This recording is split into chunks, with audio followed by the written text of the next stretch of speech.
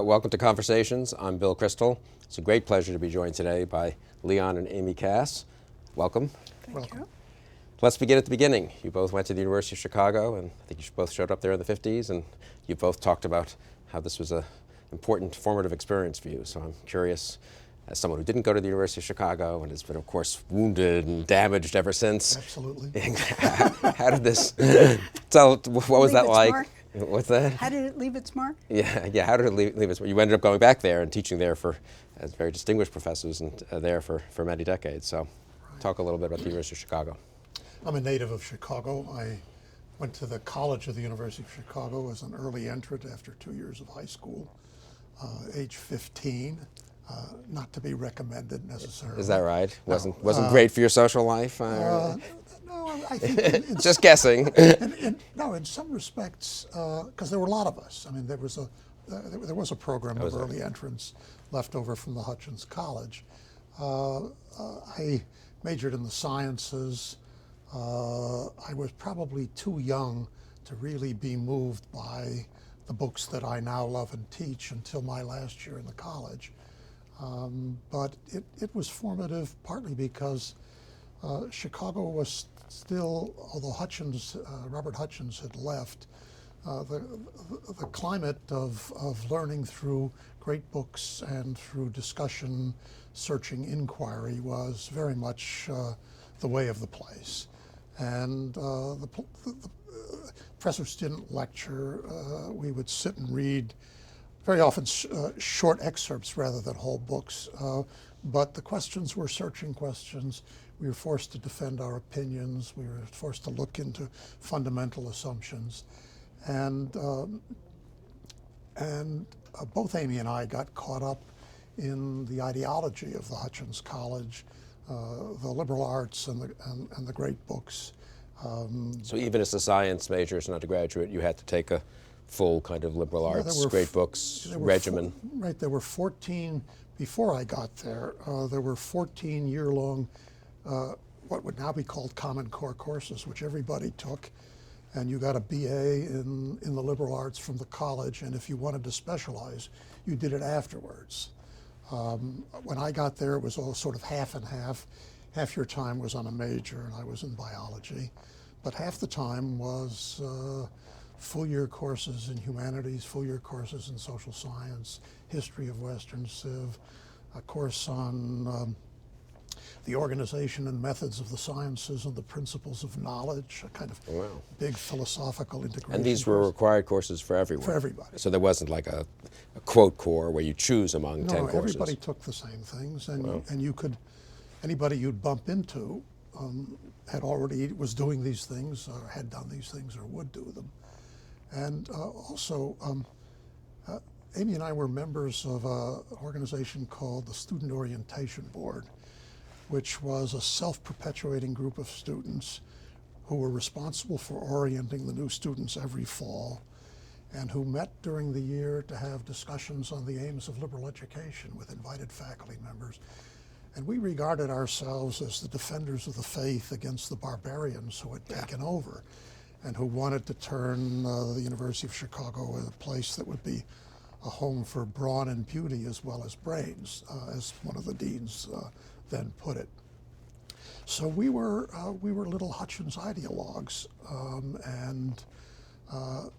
mean, the idea was in part learning for its own sake, the great books for their own sake, but also that this was indispensable for citizenship, and that something like a rich philosophical education in all realms of human knowledge was indispensable for citizenship in a country where the people were sovereign. I want to ask Amy about that and to get the truer view of what it was really like at the University of Chicago. I gave you the orthodox. Yes, that was right. Was there any one professor, I'm just curious, as an undergraduate who, I don't know, guided you or really you became close to? Or? Well, yeah, I mean, my last year of the college, I mean, I'd done very well in my science classes, rather mediocre in the humanities, and I couldn't write to save my neck. I mean, it was terrible. But my last year in the college, a fellow named Joe Schwab, who'd also trained as a geneticist and was a kind of brilliant graduate student, started teaching in the college. got very much interested in why it was, he got interested in sort of in the transference and countertransference problems in the classroom and why some people learned under some circumstances and others not. Became a psychoanalyst, wound up teaching every course in the college except foreign language and Western Civ. All the social sciences, all the humanities, the philosophical integration course, math, everything. He was a bit of a bully, but a real Socratic. And he showed me the first day of my senior year that there were questions to which the answers that I was carrying around in my head were inadequate. It was a class, the first reading was the discussion of the cave from Book 7 of the Republic. And the question was, why do the philosophers return to the cave? And Goody Two-Shoes over here said, well, of course, to improve the lot of all the other people, it's their duty. And by the time the class was over, it was perfectly clear the text didn't support such a philanthropic understanding. And it was the first time that it occurred to me that, the pursuit of knowledge might be happiness for the seeker and not simply instrumentally good and useful for the larger community. And through the whole rest of the year, he really woke me up. And I took a full-year course with him. I took a course with... This was your last year. It was my last year. Yeah, that's a good, that's what I was thinking too, what Amy said, that in a way you can have a wonderful curriculum on paper, but if you don't have the teacher to wake you up, well, you still learned a lot, I'm sure. I blame myself, because I really was young. Well, you were very young. And I went to speak to Schwab, and I said, I also took some classes from Richard McKeon, who was a bit of a bully, and in retrospect, a horrible teacher. Famous Aristotle scholar, though, right? Yeah, but I went to Schwab and I said, look, I've been accepted to medical school. I said, I'm thinking maybe I'd like to go graduate school in philosophy. He says, Kass, go to medical school. I said, why? He said, look, if you really are interested in these philosophical things, you can always do them later. It'll come out. But in the meantime, you'll know something, and you'll be able to do something in the world. And make a living. And make a living. That's so terrible, yeah. But it was good advice. That's good. You don't think it was a comment on your philosophical abilities? Maybe that. That's harsh, jeez. And you showed up a couple of years after Leon. Well, I showed up in 1959, and Leon was already in medical school. And in fact, I met Leon the first day I was at the University of Chicago. It's one of the privileges of being on the orientation board. He was on the orientation board, and he was one of those selected to orient me to the college. Yeah, if this happened today, there'd be all kinds of legal investigations and. Well, it was the resident head from my floor that introduced us, and she went running up to Leon and said, "At last, we have someone here who's come here to the University of Chicago for the right reasons." And he said to me, "Oh, really? Why did you come?" And I said, "Well, of all the places that tried to send me their brochures and propaganda, I liked Chicago most because its booklet didn't have any pictures in it." So I thought it was a serious place. And that's really what attracted me. So you were a transfer student? I was a transfer student there, yeah. But it was my big act of rebellion. I came from New York City, and I was expected to go to school in the East. And I told my parents if I didn't want to go to school in the East, and I could support myself if I went to Antioch. So I went to Antioch the first year and then transferred as quickly as I could there. To Chicago. To Chicago. And in terms of your educational experience there, well, what was particularly? First of all, I would say Leon, I quickly, as he said, joined the orientation board. And this teacher that is so touted by Leon, I was also a student of, and I thought he was a big bully. just as much a bully as McKeon. But the very first course I took at the University of Chicago was a course by a man who subsequently did not get tenure. He was a known socialist, And the first reading was the Declaration of Independence. We spent 3 weeks talking about the Declaration of Independence. Wow. And I was blown away. Stops on the first sentence, when in the course of human events, he says, do human events have courses? And it was going through that carefully and the conversations that it generated outside of the classroom as well as inside of the classroom that really converted me to a way of thinking, a way of reading, a way of speaking, and so on. So I wouldn't say he was the most influential teacher I had. The most influential teacher was a man named Jock Weintraub, who was a legend at the college, and he was in history. But that experience was really formative for me. And was it the experience more of sort of reading the text closely and thinking about the philosophic or implicitly philosophic questions, or was it the experience of sort of America and what America stood for, so to speak? Well, I had a long-standing interest in citizenship. I graduated high school shortly after Sputnik, and the National Defense Education Act was passed, and everybody was promoting science education. And I thought that both citizenship and the humanities were getting short shrift. And so I was really very interested in this and promoting that. And this just fed into that interest. Well, that's it. And then you graduated from Chicago. I graduated from Chicago, and well, I did basically what was left of the old Hutchins College and more. Insofar as I had any major at all, you would call it towards history. Mm-hmm. But I really majored in this man, Jock Weintraub.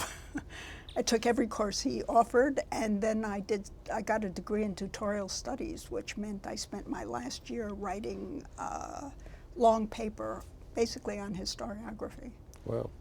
So in both your cases, actually, some individual professors were key, but the whole climate presumably helped make it possible, I suppose, for those professors to teach the way they did, right? I mean, yeah, and I think that's really very important.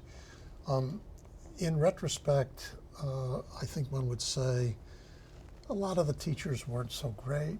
The curriculum could have done with reading whole books rather than, sort of short selections. But what was key was they had a separate college faculty that did not get tenure on the basis of publication, but on the basis of their commitment to this curriculum of liberal education. They believed in the enterprise. They made us believe in the enterprise and in its importance. And there was a kind of spirit of Chicago, a fundamental inquiry, argument, disputation, and asking really basic questions just about everything, including about the sciences. And for years, I would, much later in professional life, I would go to a meeting and there would be conversations in the meeting, and I would find somebody whose way of thinking or habit of thought I really liked. And I was always both pleased and disappointed to discover that they came from Chicago, because you'd like to think that what you're learning there is not idiosyncratic and just peculiar, but is sort of universally an appropriate way. Chicago placed its mark on people. Yeah, I was going to ask about that, because I guess other people I've spoken with who went to college in the late 50s, early 60s, and I think Sputnik was such a formative moment. I mean, I'm a little too young. I remember it vaguely, but I mean, too young for it to have been formative for me, I think. I was going to say maybe this was true beyond Chicago, and maybe there was a moment here where people, both from the point of view of liberal education and civic education, had a kind of both openness and sense of urgency about it that went away or diminished a lot in later decades. I'm not sure, maybe it was more just a Chicago tradition or some combination of the two, I suppose. I don't know. I think when I was in the college, that was true. There was more of an urgency about it. But really, what was distinctive about Chicago, and I think remained distinctive throughout the 34 years that we ended up teaching there, it was a place that you really didn't have to apologize for being serious. it was for us a place as undergraduates, a place where the conversations in the classroom really were taken outside of the classroom and continued in the cafeteria and in your dormitory and so on. So Chicago is known as the place where fun comes to die. Right. Well, when the newspapers published that story, I thought they should be proud of it. They thought I was perverse, but that was a different time. In 1957, three friends and I got into a car and went spring break traveling to the east and visited Harvard, where I had a friend, now rather infamous man of the left. And we went to classes with him. We went to a big lecture class with Arthur Schlesinger Jr., I recall. And he was raving about all of this. And I thought, what a waste. I mean, you know, here there are 300-400 people packed into the Sanders Theater or wherever it was. The fellow's probably doing the same thing he's done year in and year out. One could read this. And where was the activity of sort of challenging people in how they thought? So I remember we were snobs, at least about the kind of education we were getting, even compared with what was going on in more respectable and elite places. I mean, let's stick maybe with the theme of liberal education, since you did go back to Chicago and were distinguished professors there and also formed various courses and I think whole curricula, whole concentrations perhaps there. You should say a word about that, but also I wonder how much you think what you experienced is experienceable today in many at Chicago or at other colleges and universities. It seems to me one could argue on the upside, on the positive side, that in a way there were enough Chicago graduates and Chicago influence types who went to teach at other places that one runs into students who've had very similar experiences to what you've had, I think, at places that were not Chicago. Right. On the other hand, one has a sense that the whole trend of modern higher education has been sort of against the experience you had. So I'm curious both your judgments from your time at Chicago and also about the current situation, since you're still teaching young people, of course, in various programs here in Washington and elsewhere. Amy? Well, I would say that the current atmosphere in Chicago is very, very different from what it was when we were undergraduates. But I would say immediately follow that up with, we retired in 2010 spring. And until the last quarter that we were teaching there were always a redeeming handful of students who were recognizable. And they came to Chicago mostly because of the legacy that was left by Hutchins, and a lot of them influenced by Alan Bloom's Closing of the American Mind. Yeah. I mean, there are large cultural differences between the 1950s and the last 20, 30 years. Partly, the people who come to college are not as well read to begin with. I mean, in my days in Chicago, not me, but by the way, there were a bunch of 15 and 16-year-olds, and there were returning veterans too. So there was a healthy influx of people who had seen the world and were quite mature, and that produced a very interesting mix. But everybody read Marx. Everybody had read Freud, and this they had read in high school, and they brought it with them. The kids who come to college they haven't read any books that have made a profound influence on them, with the exception of a small group of people for whom the Fountainhead and Ayn Rand is important. And they're interesting because they believe in excellence, even if their view of it is rather narrow. But I think our experience, I think Amy's right, until the very end, and somewhat against the attempts of the institution to try to make it look more normal and to build up extracurricular activities and theater and the swimming pool and take advantage of the city. The students who've come to our classes to the very end were eminently teachable, and they're people who want to be taken seriously, want to live a meaningful life, and if you teach up to them, in other words, if you speak to them as if they're better than they think they are, they don't disappoint you. I mean, they really, they rise to the occasion, and you put good books in front of them and read them slowly and ask them to discuss it. And I always compare them to the way I was when I was in their place, and they're better than I was. They're better than I was in terms of the willingness to enter in a serious way. I'm not saying all of them are of the same native intelligence, but it's very good to remember what you were like when you were a callow youth, and they don't disappoint. Well, that's good to hear. Go ahead. Let me just underscore one thing that he said. I've never met a young person who didn't take himself or herself seriously. And if you reciprocate that, if you take them as seriously as they do, and ask questions that they could understand and think are urgent for them, they rise to the occasion. And in many cases, they're better than even they thought they could be. You were, well, let me ask about that though. So you were both extremely well-regarded teachers and taught a wide variety of courses and taught what we might call multidisciplinary courses, I suppose, human being and citizen, which I think read literature and philosophy and politics. Right. Maybe even history. I don't know if that was permitted or as a bow to your youthful studies. To someone who is off going to teach somewhere, let's say, and there's no core curriculum at whatever college he's going to, he or she's going to, but he wants to try to replicate this experience. Particular books that you found most effective to teach about or teach from for freshmen, for sophomores, for undergraduates, or to young people who want some guidance? I mean, there are obviously so many great books, but did you have particular favorites from a sort of pedagogic point of view or educational point of view? Well, we should probably each answer about favorite books, but the favorite strategy, I think, is exportable.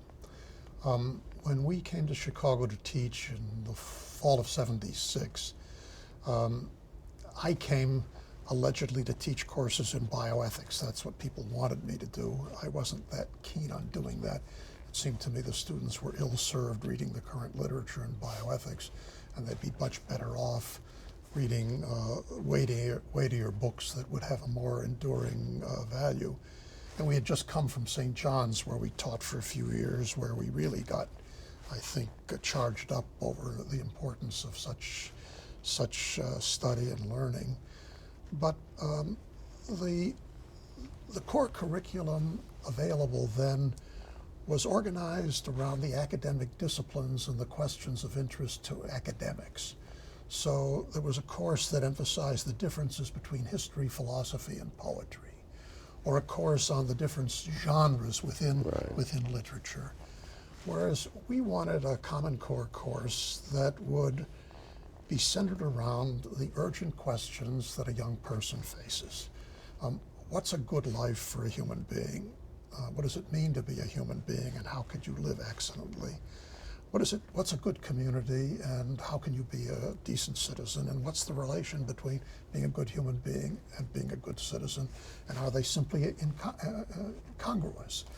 So the choice was not an academic choice, but to choose books that addressed these large questions, challenged our conventional opinions about these large questions, offered alternatives about them, and which we could study for their own sake, but also ask the students to judge their truth or falsity and feel their importance for their own lives. And I mean, maybe we can talk about the individual books, but I think the Human Being and Citizen course, which we designed with 4 other colleagues, Ralph Lerner, whom you will know among them, Herman Sinaiko, a distinguished humanities teacher, recently died, a couple of other young people. This was really explicitly on this theme. Mm-hmm. And we had half the students' time, their humanities Common Core and their social science Common Core, for a year. I did the social science part, Amy did the humanities part. We sat in each other's classes. We had the kids for 6 hours a week. And which is 2/3 of their academic time. 2/3 or a half. Yeah. And read a limited number of texts Yeah, carefully. I mean, the fall, as I'm not misremembering, the humanities side was really what is human excellence, and the fall was the Iliad, the Odyssey, and the Meno, Achilles, Odysseus, and Socrates. In the social science side, the theme was justice and the just society, the Aristeia, Plato's Republic, and Thucydides. And in the winter, Genesis and Exodus and Matthew, Aristotle's Ethics and Politics, a Shakespeare play and Hobbes, Leviathan. The spring was American Documents, speeches of Lincoln, Tocqueville, the autobiography of Benjamin Franklin. the Declaration of Independence, I trust. Of course, Amy's. to start. Rousseau's Second Discourse, Kant's Foundations, and we finished, if I'm not making this up, with War and Peace. Well, maybe. That year. It was always a big novel. Big novel at the end.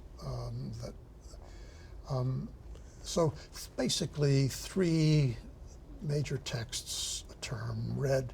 We can't do any of them properly in one term, but much more closely than a book a day or a book a week, as is fashionable in some more prestigious universities, not to be mentioned. Or just a part of a book a day. Right? Well, Why read the whole thing? You know. That was also a difference between what we tried to do and what we were taught when we were undergraduates. In the Hutchins College, it was great snippets. Mm-hmm. It was not great books. Well, it was problem-oriented rather than text-oriented. Exactly. So they Exactly. Which is distorting. Exactly. Yeah. Yeah. And I should add about the Human Being and Citizen course. We went back to Chicago in 1976, and we started in 1977. And it lasted as this double core humanities social science course just for 6 years when the college rebelled. The dean of the college thought we were not doing proper social science. No empirical studies, It no split the sociology. course, and it became a humanities course, and then social science went somewhere else. Yeah, but Amy chaired this course until we left. But if someone said to you, you know, that's very nice, but we're going to take 3 weeks, 1 book or 2 books maybe, Sure. or 3 books. I'm just curious. I mean, What books? Yeah, you began with the Greeks and Human Being and Citizen. Was that partly chronological, I suppose, but partly because you must have thought that was the best way in? What would you do?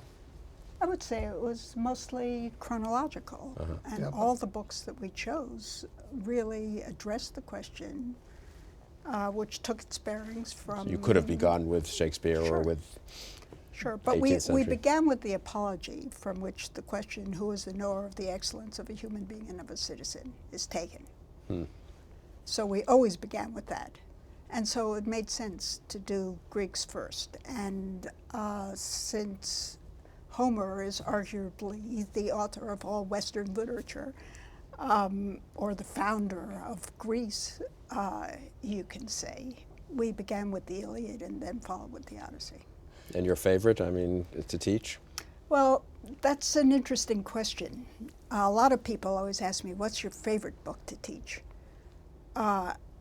And my standard answer has become whatever book I happen to be teaching. Because I do not think that you could teach a book well if you don't love it and you don't give it everything that you have. So I have personal favorites among the array, but for teaching purposes, whatever I'm teaching, I have to believe in. But no automatic recommendation. If a come on. 25-year-old shows up you've on got- your you've gotta doorstep and says, "Mrs. Kass, you're such a great teacher." What? I'm not sure. I like a lot Read of. the Iliad, read the Odyssey, read the Declaration of Independence and Lincoln's speeches, I would say. Iliad and the that's- Odyssey are. That's a big, hefty, challenging thing. Which would be interesting. That would be. See, part of the. I mean, I would say, for myself, Aristotle's Nicomachean Ethics, Genesis and Exodus, and Tocqueville. comparable kinds of comparable kinds of things. But look. No, I don't mean to push this too hard. Obviously, there are a million, not a million, but there are dozens at least of really great books that are suitable to this. But look, the important any thing, Shakespeare play. Right. But the important thing is, the important thing to add is, yeah, there are certain kinds of students for whom the books, in a way, teach themselves. But the greater the book, the less true that is. Right. And we could put together a paper curriculum which is not exportable, and you could probably take a good essay written in the Weekly Standard and with careful exegesis and good questions, generate a kind of discussion that would be vastly better than what some people would get out of having a class on the Iliad. And I say that not just to flatter. I mean, everything depends. Everything depends on the spirit of inquiry, the kinds of questions that are asked, what you could follow up an opening question with, so that. Do you think any curriculum is exportable? No, look, I think you're far better off. You're far better off giving people books to read, which, even if they get very little out of it the first time, it will be part of their experience. I read Aristotle's Ethics as a sophomore in the college. I hated it. I thought it was boring.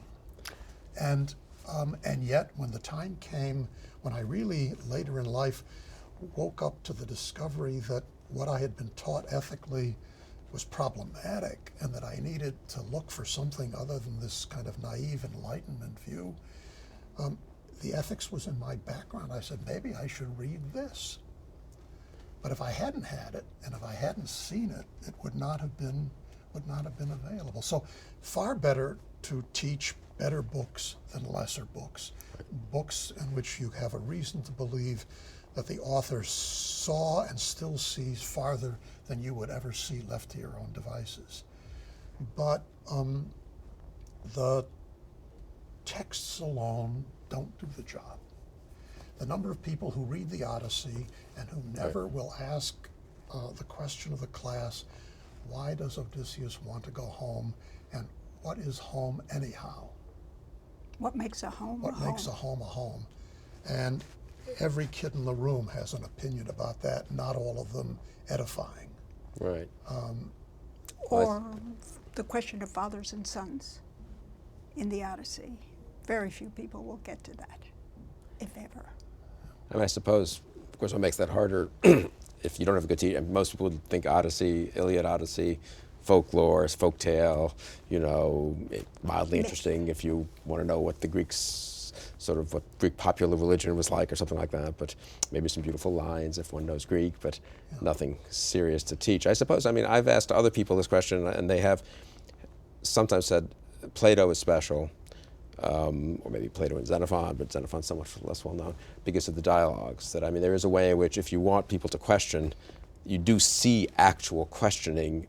Obviously, if one reads Homer or Aristotle all carefully, you see questioning as well. But here, and the great thing about Plato is he presents the questioning, so it is questioning in action, so to speak. Right. And I suppose that is an advantage to Plato. It is drama. Right. And so you could do the same thing with Hamlet or with King Lear. But Plato gives you the advantage, or maybe it's a asking disadvantage, questions. also of having like Socrates there to sort of, now this could be a big trap, of course, to kind of guide you. I think what Shakespeare is fantastic. I think students, my sense is, do like reading Shakespeare. They just don't, it's so hard to know what to make of it, what Shakespeare's judgment might be of Hamlet, or, whereas with Plato there's some indication that Socrates somehow is superior to his interlocutors, so you're allowed provisionally at least to kind of follow Socrates a little bit. Yeah, that's dangerous, of course, too. Except that, and this is why the dialogues, as most commonly taught, don't do the job that the three of us would like to see it do. They pick apart the logic of Socrates' refutations, they treat all the interlocutors as dummies or yes men. Whereas the real power of the dialogue comes from having to say, with whoever says whatever they say, why is this person answering this, and how could on the basis of what other assumptions or opinions could somebody say this? so that you become. And sometimes, why is Socrates misleading people? Exactly. You know, people are saying what they think, Right. and you in a way vivify a conversation, such as somebody listening in on a conversation, trying to be sympathetic to all parties, would then really be able to recreate for themselves vicariously the kind of inquiry that's taken place. So that, I mean, a real Socratic dialogue doesn't do its work unless it's become a living conversation for the reader and viewer, as it were. And even the apology, which is and the less apology, dialogue-like, I suppose, than most of the dialogues. Yeah. Yeah. The most common mistake is that students identify with Socrates. Right. And none of them, of course, will ever be Socrates. Yeah. None of us will ever be Socrates. Yeah, I mean, it's a good question too. I would have begun, I think, earlier in my teaching to do only philosophical texts. Aristotle's Ethics, Plato's Symposium, Rousseau's Discourses, Lucretius, although that's not just philosophy. But it's partly Amy's influence and also some joint teaching with her, War and Peace and Moby Dick at the end. I've come to be more and more friendly to the teaching of literature, partly because it seems to me arguments are easier for people to get a hold of, but the forming of the imagination and the education of sentiments is much more needful in the present climate, where people start in such a desiccated and shrunken place in the general culture. And therefore, yeah, I mean, I would rather, I mean, I'm not that good at it. Amy's vastly better at it than I am, but good novels, short stories, poetry, much better chance of doing a work that needs doing than eliciting a kind of argument, making the best argument for justice. Would you agree? Yeah, I think that you can make the same argument of great literature as you do of short stories and poetry, the education of the sentiments. But in fact, there's a lot more to be said for reading great big books. Somebody once asked me, and I thought he was bonkers. He said to me, do you teach long books like your husband does? And I thought to myself, why in the world are you asking this? Well, this happened to be a first-rate teacher at Georgetown. It's Father Shaw. Father Shaw. And I said, why do you ask me that? He said, because I've just taken to teaching long books. And I realize it's the greatest gift that you can give to your students, because they have to spend a long time living in a world that is not their own, enlarging their views of things, experiencing characters and situations which they would never have, and making decisions that they would never have to make. They have to think with the character. And that's much easier to do if you have a long stretch of time and a long book. Now, you could do it in a short story, but I think it's more difficult. Yeah, the dwelling with single books actually was the idea of the fundamentals major that we might spend a little time on. Yeah. This so was let's talk about that. This was Alan Bloom's, originally Alan's idea. I mean, his formula would be, one book read carefully can change a life. Whereas many books read hastily becomes a blur and leaves you with nothing. Right. So this was, 1983, I guess, we started the major. And Amy became part of it shortly thereafter.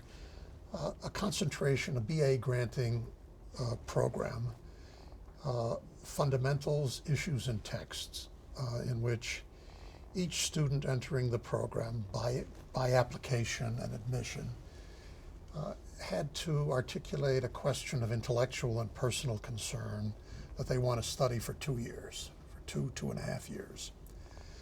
That question was to be pursued by the intensive study of half a dozen great texts, individually selected with advice by the student to address that question, supplemented by some supporting courses from the traditional disciplines pertinent to the student's question, study of a foreign language so the student could read one of these books in the original language and not be at the mercy of the translators. But one book read over and over and over again, and the final examination, the BA examination, was a 3-day examination on questions set by the faculty, individually selected on these half a dozen books. So a student could be interested in the question of justice and study Thucydides and war, or Kant's perpetual peace, or the Republic, or the Republic. A student interested in marriage and family could do Jane Austen, could do War and Peace. Could do War and Peace, could do the Odyssey. And this was a thriving program. It still is. It still is a thriving program. I was the chairman of it from its beginning until we left to come to Washington. Maybe, on the average, maybe 10 students graduated a year. And more now. yeah, they're probably more. I would say the fundamentals program continues to thrive, but so does Human Being and Citizen. It remains the most popular Common Core course. And I'm not sure that there are that many people in the second year of college who already have a deeply articulated big question. Right. So there's a certain fraudulence in the way in which these are formulated. But for some of them, it really, really took hold. And the books will become for most of them lifetime companions. I mean, they really have these books to carry with them. And I'm not sure that, looking back, I could say that I left college with any book. Right. With any book that made a difference. I had some experiences, but I didn't come away with something say, oh, wow. Yeah. So I'm not absolutely persuaded this was the right thing to do. There's something to be said for teaching the big questions or the big issues and formulate things around problems rather than around texts. But we did put in, 25 years in this program, very labor intensive. Yeah, it must teaching, be individualized curricula, really. And each course was on a single book. Yeah. So I would teach Genesis for 20 weeks. Amy would teach the Odyssey, Moby Dick, Middlemarch. And these were seminars. Small. Yeah. Hamlet. Oh, it's great. Yeah. Well, this is why they call them the great books, right? I mean, and they're really, at the end of the day, great books and great teachers. There's no substitute for that, I think. I remember, I guess a little over a decade ago, getting in the mail the volume you co-edited, Wing to Wing, Oar to Oar, was it Readings in Courting and Marrying, I think it was called. And I remember I'd read things you'd written about this before over the preceding few years, but I remember thinking this is both an unusual topic in a sense for people in political science, political philosophy, bioethics, even literature in this day and age, and certainly a countercultural topic. So why the book? I mean, it's a terrific volume with terrific introductions and questions posed by you, but why the focus on that topic, and how'd you get into it? What did you learn doing it? I taught a course called Men and Women Literary Perspectives. And basically we were going to read Jane Austen's Pride and Prejudice and Henry James' The Bostonians. And there were about 45 people the first day of class. I wanted about 20. And I couldn't believe that there were so many people who wanted to spend 5 weeks discussing Pride and Prejudice. So first thing I said was, well, I recommend that you go to the bookstore and just read the first chapter of Pride and Prejudice. And if you like it, come back. If not, you'll know that you don't want to take this course. I just couldn't believe that there were so many people who wanted to do this. And then I decided, as I usually do, rather than discuss why I'm interested in a topic or a course, we do some kind of demonstration. So I asked the class, what do you think is the most important decision you'll ever have to make in your life? And we went around the table. This just occurred to you on the spot? Yeah. That's good. That's good. We went around the table, and the first person started talking about graduate school and what kind of career to have. Second person, career, graduate school. Third person, where I should finally live and do my graduate studies. They were all talking about graduate studies and career. We come to about the 15th or 16th person in the class, a young man who was a senior at the time, who said, who's going to be the wife of my children? The mother. The mother of my, Just deciding. That's a problem too. The wife of your children is another. That's a different play. Different drama. It was not, of course, about incest. Sorry. So who's going to be the mother of my children? And there was an audible gasp in the room. Wow. Why? One person said, what do you mean mother of your children? Another person said, what are you talking about? You're going to throw away your 4 years of undergraduate education just to find the mother of your children? You want to have a family? I mean, why is that the first thing on your mind? And I knew after that that we had some work cut out for us. He was one of the few young men who came back the second class. I was about to say, how many people did come back for the second class? About 28. Oh, that's good. Yeah, that was fine. And so over the year, fine. and so you taught this for the next. No, I taught it twice, I think. Oh, really? But I had a wonderful experience teaching the Bostonians. They were hardcore feminists. This was just when feminism was really taking off at the universities. In fact, this was before any gender studies program or anything like that. And when they started the gender studies program, I was the first one they invited to join it, and I refused, and they were shocked. But in any case, the Bostonians, if you remember, is about a young girl who was trying to be recruited to the women's cause. It's Henry James' American book, and it's about the women's question. And she falls in love with a dashing young man, Basil Ransom, who and the war is between the affections of this woman who tries to bring her to the cause because she's a very talented speaker and so on, and her love for Basil Ransom. And the book ends when she is about to give her first public speech of any importance. And the auditorium is full of 1,000 people. Basil Ransom comes backstage, and he lifts her up, takes a big coat, and carries her off. And I thought, especially the feminists in the class would just be absolutely hateful of this woman. Hate it. And the most outspoken of the students, I said, so what do you think of this ending? The most outspoken of the feminist students said to me, 3 cheers for Basil Ransom. Wow. And I nearly fell off my chair. And I said, what are you talking about? And she said, well, the problem is there are no manly men. Every man I know wants to be a feminist. And so, of course, I'm a feminist. But if you want a good, strong man, of course, they're few and rare. Go with him. It's an unusual. It's very unusual. Perception. Yes. But it points to the fact that the orthodox opinions that are bruited about everywhere may only be skin deep, really,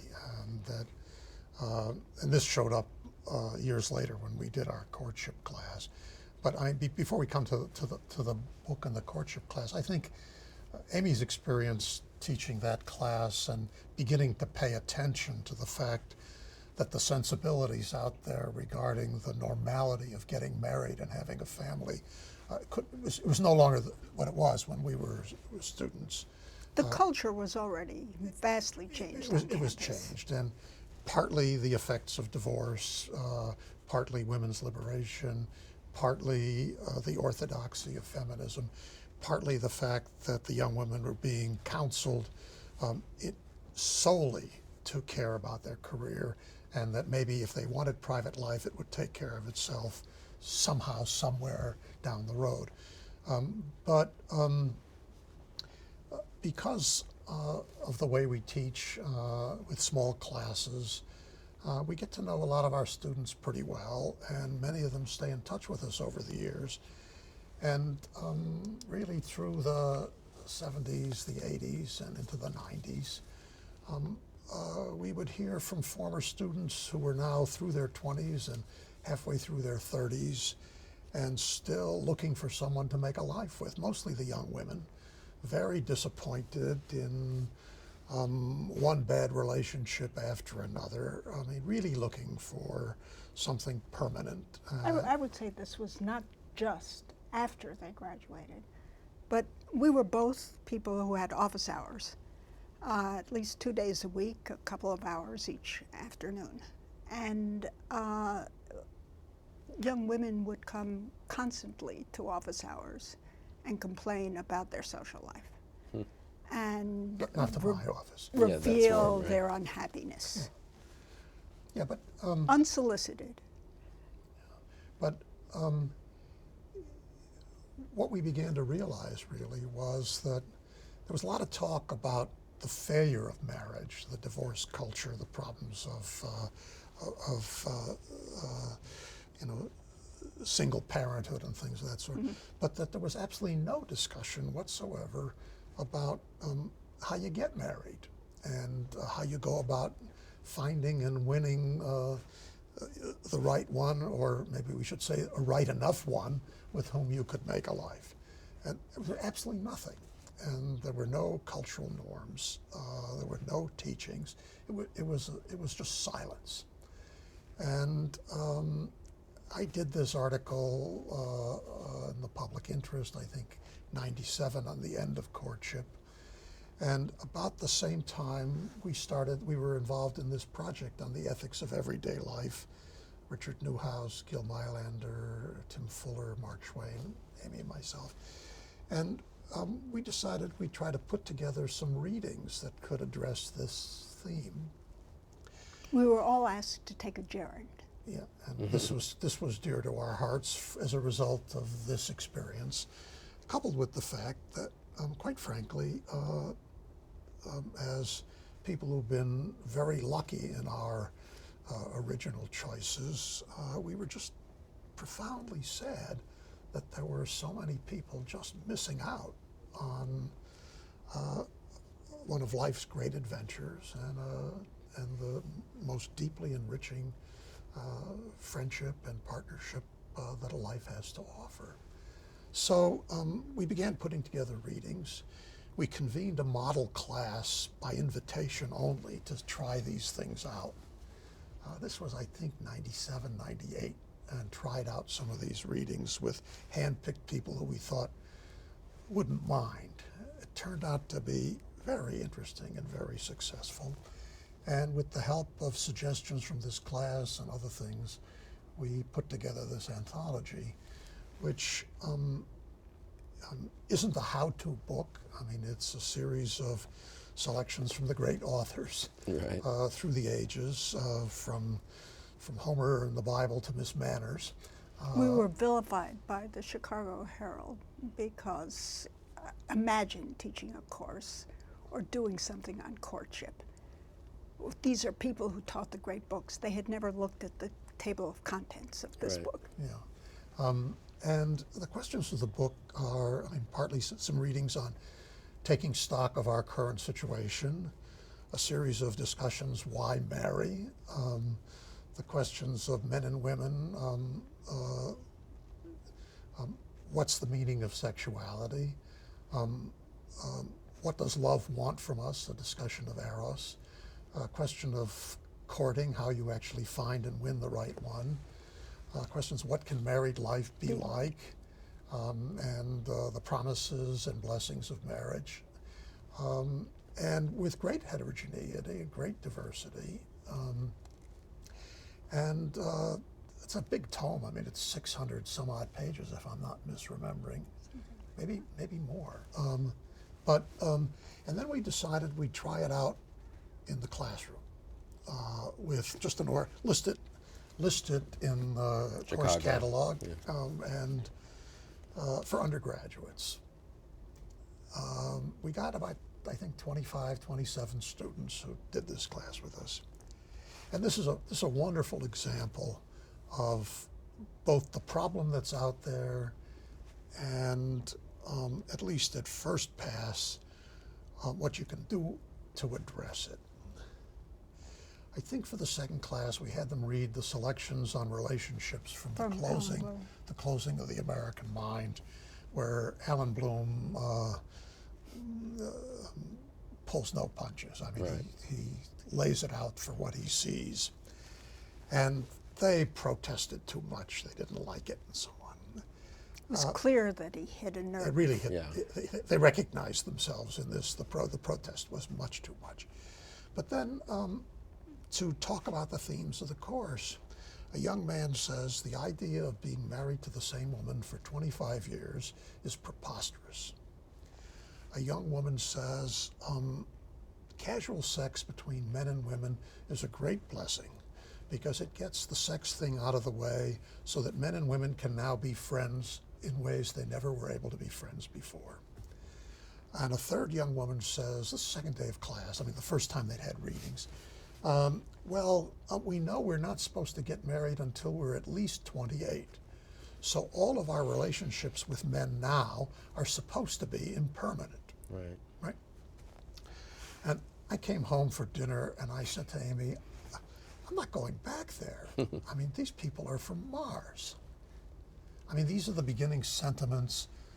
We live in just completely different worlds.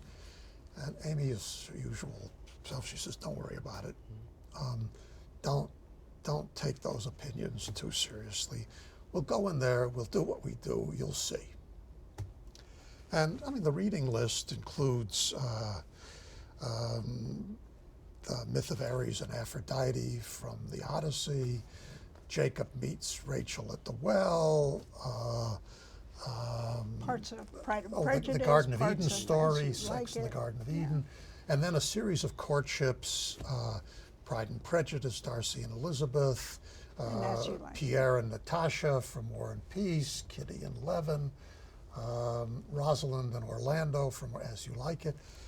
And we're 7 or 8 weeks into the course. And we're doing a little colloquy from Erasmus, 16th century colloquy called Courtship, in which Erasmus is trying to show a new pattern to replace arranged marriage, in which a young man who's in love with love or lusting after Maria comes to, in a way, try to get her to yield, where she's got her eyes set on marriage and she puts him through his paces, making him answer all the questions in the right way, concluding by leading him to go off to ask her parents to pronounce blessings on what would be a marriage. And we had them enact. We had them enact this colloquy. It's 8 pages. It was novel for its time. Right now it looks, just barbarically quaint, right? To the end of this thing, when he's just about to go off, he says to her, would you please, as I'm going off, would you please give me a token of your affection, a kiss at least? And she says, would you like me to bestow my kisses on others? He says, no, I want you to save them all for me. She says, well, I'll save them for you then. here, let's shake hands, and here's a sachet, something as a token of my affection.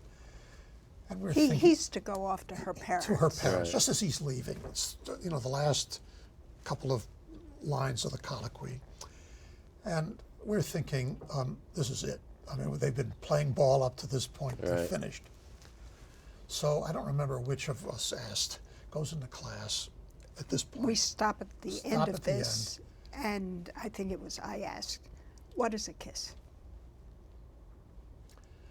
And these same barbarians, the first 4 answers within 2 minutes were as follows. A kiss is the most erotic thing imaginable. A kiss is a sharing of the breath, which is the spirit. A kiss is a promise. And a kiss is a small consummation. Same class. 7 Same weeks. people. 1 or 2 of the same It's people. amazing. And I think what this shows really is those early opinions are a defense against disappointment, opinions that they need to sort of negotiate the politically correct world in which they find themselves. But deep down, there are still inarticulate longings of which they're somewhat afraid, but which can be encouraged. This is a wonderful example of teaching to the better selves of the students. And the way in which having to go through and enact the parts, say, in As You Like It, of Rosalind, of Orlando and Rosalind, and Amy stopping them at every point and saying, what's going on here? Or why did you say that? Why did you say that? And to really have, and in other words, to get into the scene. It was one of the golden moments, really, of 34 years of teaching. I mean, to see what they were capable of saying, which they would not have been able to say at the beginning of the course. They would not have been able to say it. And were they able to stick with this after the course? Do you have a sense? I mean, did it really change them, or is the culture so strong that they kind of revert back in a year or two? I mean, this is or most do, but not all. I don't know how. I mean, this is the question. I mean, there's the one young woman, the one who said that getting the sex thing out of the way is now happily married and A tutor at St. tutor at John's St. John's College and the College mother with of children 3 of her children. own. There was a marriage of 2 people in that class. Was that right? I'm not sure whether they came as a couple or they met in the class. There's a 3rd person whose wedding we attended, whose wife later wrote to me thanking us for the courtship course, Oh, wow. which humanized the man that she married. But on the other hand, No, that's great, though. Yeah. look, it's tough out there. Yeah. It's very tough out there, and And it's very lonely. It's very lonely for young people. it's Especially women, that's- I think. Yeah. yeah. Well, I Not mean, only, but Not only, but especially. And the kind of expectations are known, and many will concede to them, but they don't really believe in them. no, I mean, at one of the Hertog program final dinners, we were sitting at separate tables and in different conversations, but there was a lovely young woman at my table, and she began by, this was, you had done Antigone, and the question of the family and parents and children and marriage were among the themes of the discussion. And she sort of, she's an immigrant from a Latin American country, so a little bolder. And she turned to the rest of the table, all young men, and she said, "Do any of you want to get married?" And I thought this was terrific. If she, yeah, right. something good might happen right here under my eyes. And they all said yes. They all said yes. And she said, "Well, I mean, how are you going about this?" And they were all flummoxed, Right. and they looked like deer caught in the headlights before this kind of question and this concern. And as an old sort of unreconstructed romantic, I said, you know, what the heck's the matter with you? I mean, you're on campus. There are lots of attractive young women. You meet them in class, or you know them from social clubs and so on. What's to keep you from asking them to go for coffee or go see a movie or go out for dinner or something like that? And they said, it's impossible. He says, you could maybe get to go to coffee, but if you invite them to dinner, the expectation is that there are expectations of being so treated, and the women are absolutely leery, and you can't go to a movie.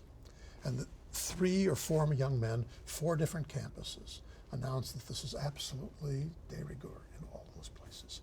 So that the ordinary ways of getting to know you, I mean, it's very easy for people to hook up without knowing each other at all. But the ordinary way, where there are sort of gradual times of learning a person's soul and mind, I mean, the physical attraction can be there at the beginning, but finding out what you need to know in a slow-paced way, I don't know, I really don't know. I mean, reading short stories is very nice, but if you go outside of class and all of the norms are hostile. Yeah, actually, we saw this even before this conversation very vividly. After our Courtship book came out, Valentine's Day was our big event, but we were also invited by a group that got started at Yale or Yale Smith. and Georgetown. Well, Yale, Georgetown, Harvard, Smith, there were girls, women from each of these places who organized a movement called Take Back the Date. Right. And they invited us to speak to them. And the first question I asked was, well, what do you mean by a date? And they were silent. I mean, they were taking back something they had absolutely no idea about. And it was incredible to me. But they wanted the right thing. They anyway. wanted, they had a certain kind of desire. They had a certain sense. word, but they didn't really have any kind of content to fill it. Yeah, and I mean, you know, it's overdetermined why we're in this circumstance. Right. And probably, since this is a conversation of goodwill, we shouldn't turn cranks and sort of complain about all of them. It's okay. Crankiness has its place, you know. But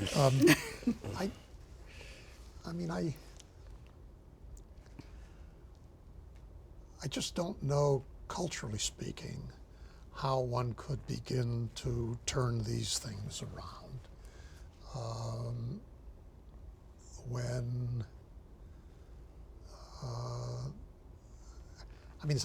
I learned this from you 100 years ago. You gave a talk for us as an adjunct lecturer to the Human Being and Citizen course, Tocqueville on Women. Very bad, It bad was talk, not very but bad. anyway, It was not very It was a bad. good talk, Really? and it was the first time that I ever paid any attention to those chapters. And it was the first time that it had occurred to me that, with your help and Tocqueville's especially, that it's in a way the women who are the teachers of mores. Right. And that to say such things now is sort of to be accused of a kind of old-fashioned sexism, and to expect restraint and modesty on the part of women when the men are unrestrained, and where it looks like women have gained their new liberation. But certainly our experience, and it's secondhand. We are fortunately spared them to be out there in the chase. But our sense is that all of this liberation has been very, very bad for the women in the long run. Yeah, those Tocqueville chapters are striking, since they're both, beautiful tribute to American women, but slightly grim also. I mean, the picture, what women have to put up with in order to actually civilize civilize to some degree their husbands, though more the children, I think, is implied, is sort of striking, and there's a real... You're thinking of the pioneer women at the end? I read that very differently. Really? You Yeah. think it's... I think that she's a marvel. Yes. But not because she's long-suffering, but because she has the presence of mind to anticipate necessity. Right. Well, fair enough, fair enough. But liberation is, I mean, I think Harvey Mansfield might have said this, or someone once said this to me, that in a way, what's most amazing about first of all, this overnight change in something that had been somewhat stable, that's an exaggeration, but settled for quite a while, let's say, some basic gender roles and the whole question of sex and marriage, chastity, and so forth, at least in principle, whatever happened in real life, for all of that to get overturned so quickly and so thoroughly is pretty unusual, actually. You know, we all know about huge social changes over time, but for it to happen in, 10, 20, 30, really 10, 20 years, I would say, 60s and 70s is striking. And the other thing that's striking, and I'd be curious, I remember Mansfield saying this, I think he said it and it struck me, that sexual liberation was one thing. That was partly somewhat technology, perhaps more kind of ideology, you might say. And that had huge effect. And women's liberation is a huge thing, overturning centuries, I suppose, of sort of assumptions about the relationships of the two sexes. But having them happen together is really, I mean, leads to a kind of social revolution that's almost unimaginably deep. And what's striking is that they cut against each other. One would have thought they would have cut against one another. That's true. But they somehow both happened, and both seem to still be sort of dogmatic, going strong in a way, and sort of the dogmas of the age. They also coincide with the high rising rates of divorce. Right. And I think that has a lot to do with it. On the ground, the real... Yeah. A little while ago you asked about our favorite books to teach. Well, one of the books I loved to teach was Hamlet. And I loved to teach it because Hamlet really is interested in doing something great. The world is out of joint, oh cursed spite that I was meant to set it right. And a lot of people talk about his indecisiveness and all of that, but it's trying to find something significant to do. And that's how the students finally latched onto it and saw this and saw this. That's a real question for their own lives. What am I going to do, and what significant contributions can I make? Well, in the later years, when I taught it, it had nothing, their interest in it had nothing to do with that. But poor Hamlet, whose mother remarried. Is that right? And this was expressed by many students, most of whom came from divorced homes whose parents had subsequently remarried. Yeah, I mean, that contributes to a certain kind of caution, I think, amongst the young, and not an unwise caution. No, I mean, these are, they've seen mistakes, and they are careful, trying to be careful not to make them again. And some of them, I think, are very much animated to try to do better. I mean, it's they're not simply burned and turned off. I mean, they would really like to. There's another absolutely great, one of the great moments of teaching. It's related to this. I had an undergraduate student who was my advisee. He was in the fundamentals program, and he was sort of floundering at the beginning of his senior year. And I summoned him to the office, and I said, "What's going on with you?" He said, "Well, Mr. Kass, I'm a rising senior, and I'm rather disillusioned with college." And I said, "Well, what were your illusions?" And he said, "Well, college, I thought would be two things. One, I would be sitting under a tree and I would have an epiphany." That I sort of understood. Right? Right. And second, I thought college would be a house. And I said, "What are you talking about?" He said, "Well, when I was 7 years old, my parents were divorced. The family home was part of the settlement. I've never lived in a home. And I thought that being in college, I would meet somebody and I would again have a home, and it hasn't happened." And there are lots of other features of the conversation, et cetera, et cetera. He's in my Genesis class that same term. We read the story of Jacob meets Rachel at the well, which he'd never read before. He's absolutely blown away by this story.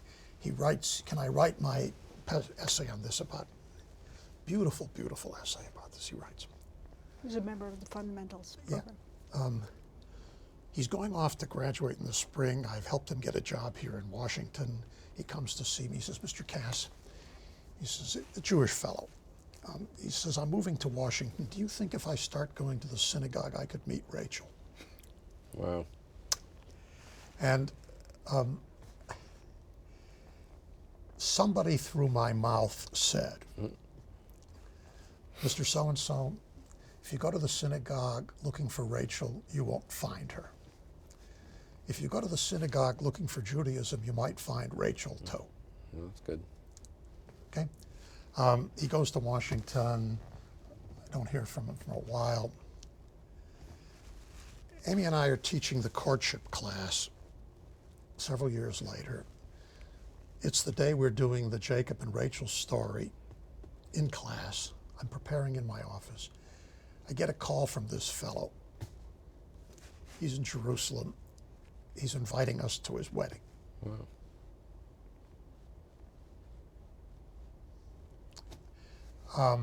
And this was a fellow who, in a way, had acknowledged his longings.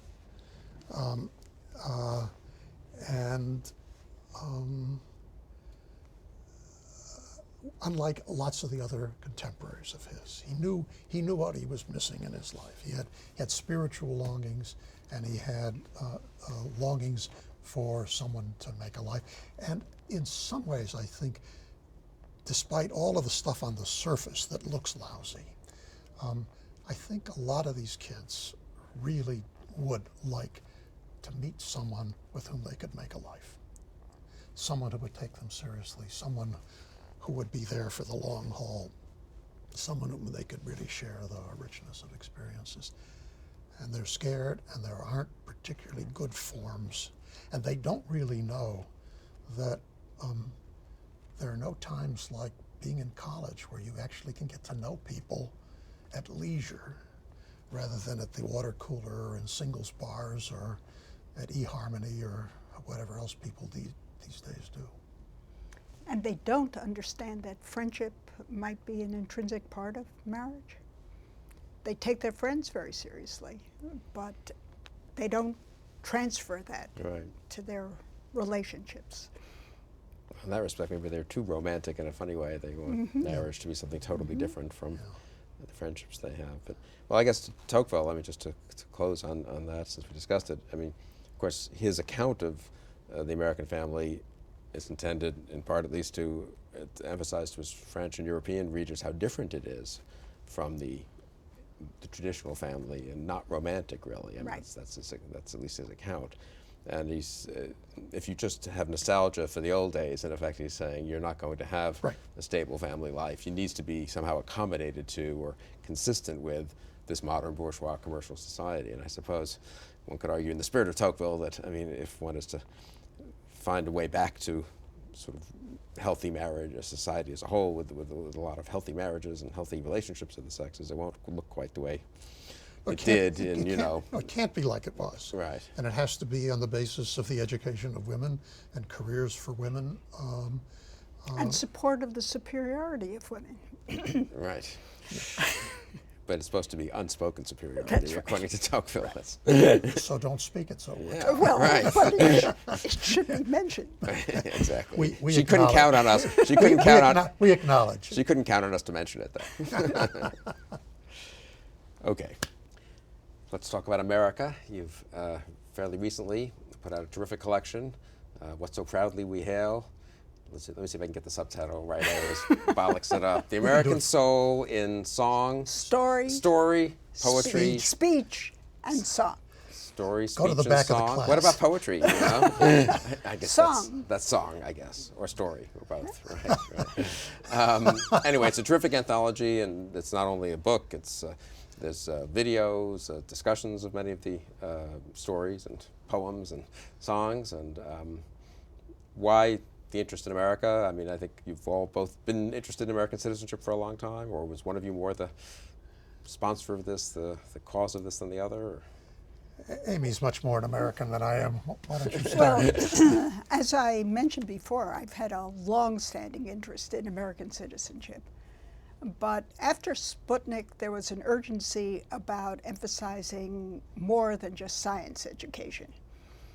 But after 9/11, we were still at the University of Chicago. We moved here in January of that year, of the next year. 2002, right. Right.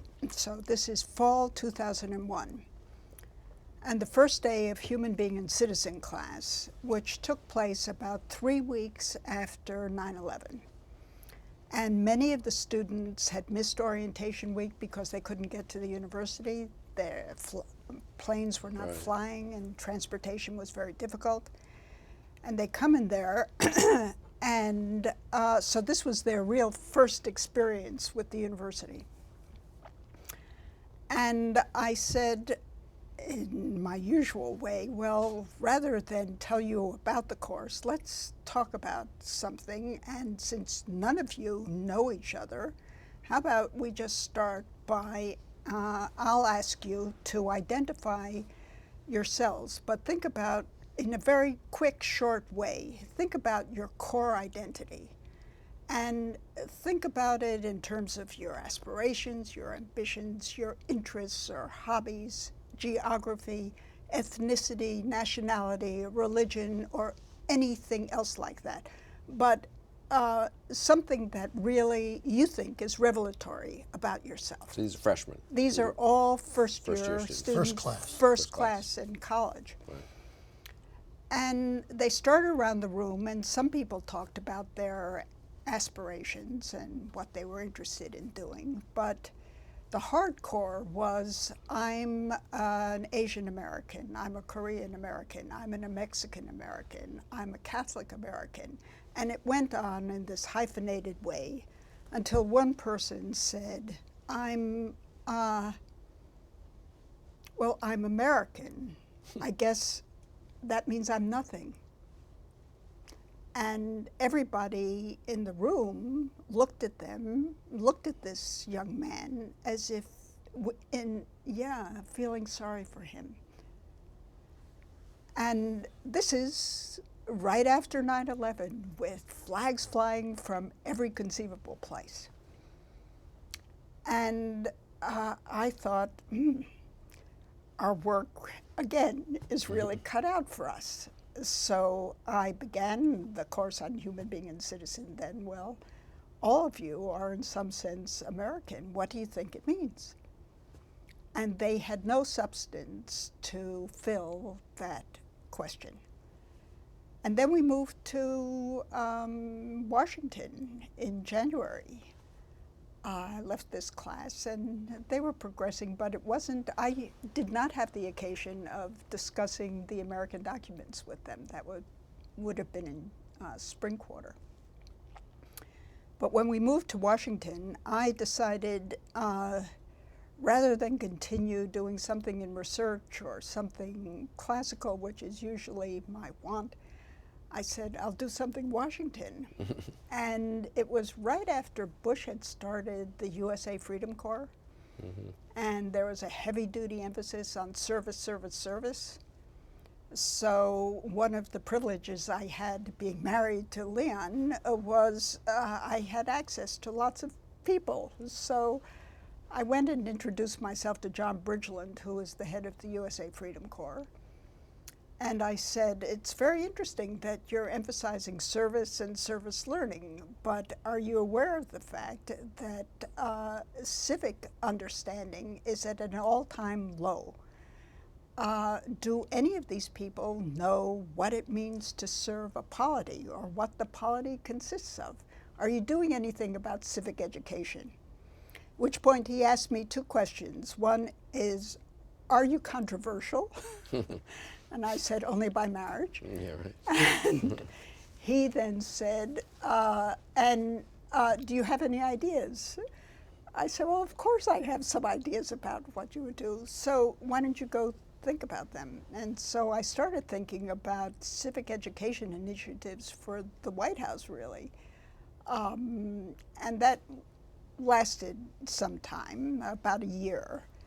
And then I guess I decided to quit for lots of reasons. But in any case, I joined Hudson, and I decided why not really do this project where I could have both responsibility and authority. When you work for the White House, you don't have any authority whatsoever. It has to be passed by X number of people. And so we started these seminars on American citizenship, American identity. And the idea was to have a mixed group. We had some seasoned scholars, but a lot of people who were working on the Hill, young people right out of college, who were really unable to articulate why here they were obviously committed to something and interested in government and interested in our polity, but unable to articulate why. And we use short stories, mostly because our firm belief is that civic education has to be a matter of the heart as well as the mind, so you educate the sentiments. Attachment really comes from the heart.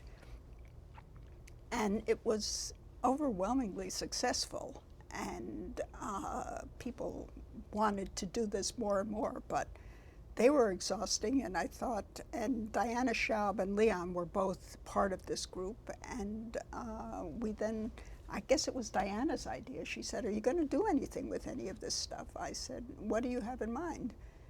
And she said, "Well, why not collect it?" I said, "You interested in working on this?" And then Leon chimed in. Yeah, these seminars were really extraordinary. There were 2008, 2009, 8 winter evenings, 3 hours discussing a story, either on the American identity, what it means to be an American, or the second year on the virtues requisite for robust citizenship. And these were with young people in Washington, or they were probably colleagues, two-thirds on the Hill, who were young staffers, or in think tanks, who signed or up. in think tanks, but not people you knew already. No, we didn't know any of them. And in fact, we invited some of our former students, and they didn't come. Right. But left. Actually, the first one, 2 of them came. But I got a tremendous education out of putting together this volume. Most of the short stories were new to me. Many of the great speeches that we included, the discovery of Calvin Coolidge, for example, or some speeches of Teddy Roosevelt on true Americanism, Washington's Thanksgiving Day proclamation. And we found a way to organize this volume thematically to raise questions about national identity and why it matters, to lay out some of the, through speeches, sort of the American creed of liberty, equality, enterprise, freedom of religion, religious toleration, and then to look at the American character. What kind of people grow up in a regime that's informed by these principles, both the strengths and weaknesses of these characters? And there we use stories like Jack London's To Build a Fire to look at the excesses of individualism and enterprise. Harrison Bergeron, a story on the pursuit of equality to absurdity, et cetera, et cetera. And then discussions of the virtues, self-command and self-control, courage, justice and law-abidingness, tolerance, civility, charity, public-spiritedness. And then what went beyond the original discussion was to have some short stories and speeches that raised questions about, well, all right, if these are the virtues of citizens, what should citizens be for? I mean, what really are the goals of the polity these days? And to what extent should they be organized around lifting the floor for those who are disadvantaged? To what extent should they be to encourage excellence in the arts and sciences and and so on. To what extent is it not so much change, but the perpetuation and preservation of our institutions and our attachments? And then the last question for a multicultural agent, and you really want to talk some about, I mean, your anecdote really does evince the dominance of the hyphenated American as the mode of identity. But the last section of the book really is to raise the question, how in the present age does one make one out of many again? Not just one union out of many states, but one union out of a heterogeneous and diverse populace. One people. One people where the elite opinion is that the melting pot is an insult, and what you want is a salad bowl where one shouldn't say each fruit stands out on its own. Right.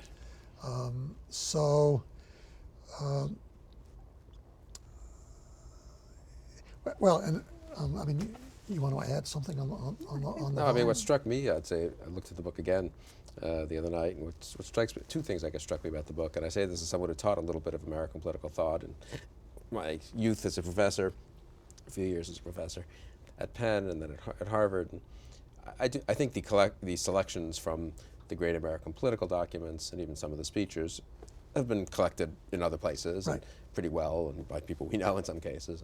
But what's really distinctive, it's a good selection in any case here, and it goes a little beyond the normal, most famous inaugural speeches and so forth. But two things really struck me about the book. One is the short stories and poetry, the non-directly political aspects of the book. Those are not, I think, found often in one place.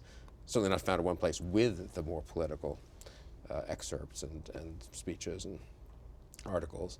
And maybe we should say a word about that, and I'm curious in terms of reaction to the book, whether that's been particularly, I would guess that maybe that's been a strong part of the interest in the book. The book can talk about the American soul in that broader sense, not just about American politics, separation of powers and natural rights and so forth. And the second thing I think is that you do pose a lot of these, it's not, you mentioned the American Creed, but you also mentioned questions, and I think the book does raise as many questions as it answers. I mean, clearly it's for a strong American citizenship, but it isn't a preaching, and it isn't doctrinal, really, and it in fact shows that there are problematic aspects to American principles, to American history, tensions among some of these principles. I think I think that's important, because I do think a lot of the civic education that has been done or tried to have been done over the decades, a lot of it well-meaning, tends to fall flat because it tends to be, so you should believe this, but it doesn't really engage people's actual intellect and the actual questions that address that their grip could be gripped by, I guess. Actually, historically, there used to be a course when I was in high school called Problems of Democracy, which really was an opportunity to talk about problems in democracy and what democracy means. But that was later taken over by government and government people. So it became like everything else, an experts course. And so what you learned were, people could tell you how you could make a bill into a law, but they are very detached. I mean, it's an intellectual exercise. It has nothing to do with who they are or whether it matters for them, whether they're part of that people who is part of that government. And that, it seemed, that's where our real work was, and I think the real interest in the book has to do with the fiction. Yeah, I mean, there has been a revival of effort in civic education, and it's really been of two sorts. One is American history, documents, court cases, very important. I mean, one can't really have citizens who are ignorant of these things, but it's largely a cognitive effort to correct ignorance. The other, Amy's already alluded to it, which is service learning and to engage people in community service and volunteering to give them a stake in their local communities. Much of it doesn't differ from, and I'm not disparaging it, but it could just as easily be social work of some sort. And a lot of what it means to live in a community is in fact to care for your neighbors through voluntary associations and the like. But the second, which might be a way of habituating the disposition to serve and to some attachments, has no intellectual content. And the stuff which has the intellectual content doesn't really begin to address the attachments. And the use of literature, it seems to us perfect, because literature furnishes the imagination. It does appeal to the sentiments. By identifying with the characters, you begin to be able to see the circumstances in which they find themselves, be able to accompany them as they make their choices, live with the consequences.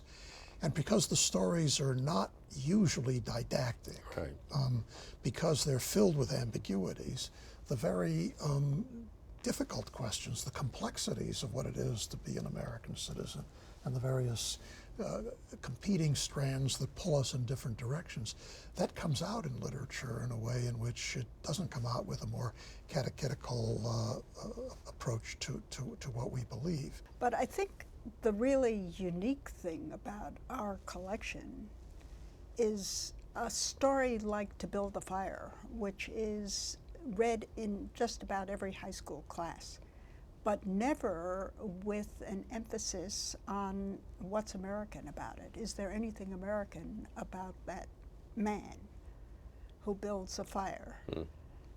What does it mean to be able to build a fire? So the kinds of questions that we bring to it, bring together, I guess harks back to what we do in liberal education altogether.